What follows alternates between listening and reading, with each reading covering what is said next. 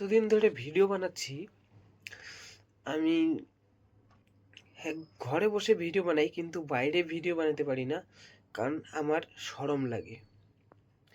এই মেয়েটা দেখতে পাচ্ছেন, এ কোনো শরম লজ্জা ছাড়াই এ পাবলিকের সামনে ভিডিও বানাচ্ছে।